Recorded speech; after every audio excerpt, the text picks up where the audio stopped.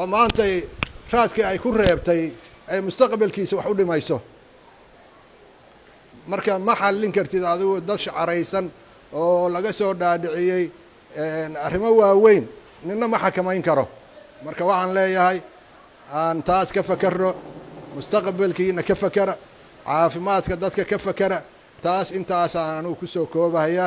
waxaan rabaa qodobkaas kale oo asagana baydhabo ka soo baxay oo arintoo dhanba sal u ahaa oo doorashooyinkan dib u dhacay dartood ayay madaxdaanu ay mudaharaad u qalqaalin lahayaan laakiin hadda ilaahay baa xalliyey hadda guul baa la gaaray arrintii waa laga soo heshiiyey waxa uun dhiman sida idaacadahan ka maqalnay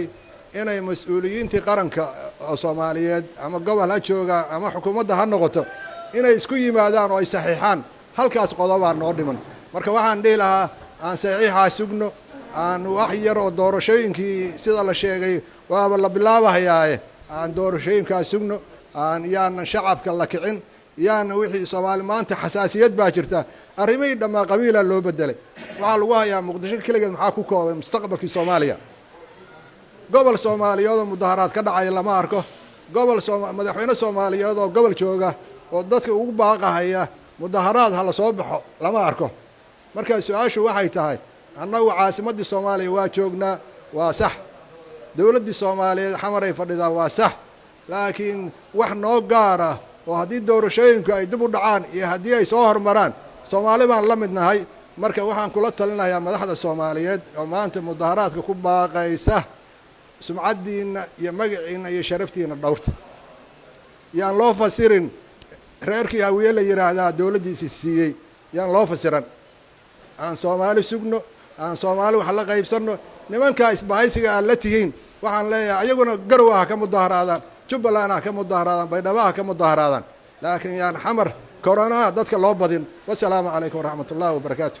Premier Wallet waa application cusub oo uu ku keenay Premier Bank faa'iidooyinka Premier Wallet waxaa ka mid ah waad iska diiwaangelin kartaa adigoo jooga goobtaada dadkaan account-ka ku lahayn bangiga Premier waa ay iska diiwaangelin karaan Premier Wallet dukaamada iyo ganacsiyada kala duwan ayaad wax uga iibsan kartaa lacagaha waxbarashada caafimaadka korontada ayaad ku bixin kartaa lacag ayaad u diri kartaa qof kale laguguna soo diri karaa si fudud